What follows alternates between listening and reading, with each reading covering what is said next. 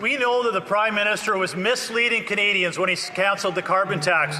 And I want to quote the food professor, Dr. Sylvain Charlebois, who stated it perfectly. The carbon tax...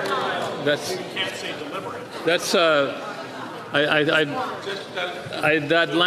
ask the member to start over without that particular language. I mean, inadvertently, but not. I wouldn't suggest that the honourable member is intentionally doing something like that.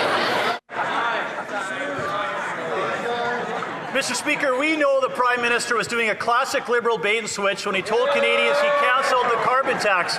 And I want to quote the food professor, Dr. Sylvain Charlebois, who put it perfectly. The carbon tax was not eliminated. Only the consumer portion was reduced to zero. The industrial carbon tax remains in place and has actually increased since April 1st.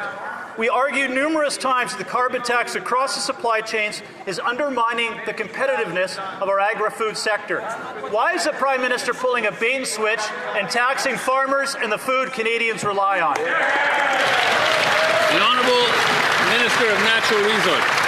Mr. Speaker, the industrial carbon price is essential to our credibility as a responsible energy supplier and key to gaining market access as we diversify our exports. It's driving over $57 billion of investment, enabling carbon capture projects like the Pathways Project and reinforcing Canada's leadership as a low-emission LNG producer. Mr. Speaker, this is the right thing to do. The Honourable Member for Foothills.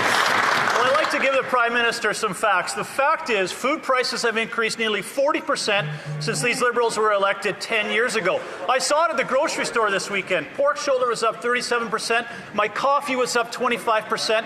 A little package of lunch meat was almost $10.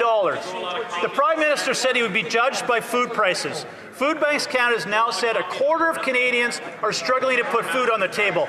That should never be the reality in this country.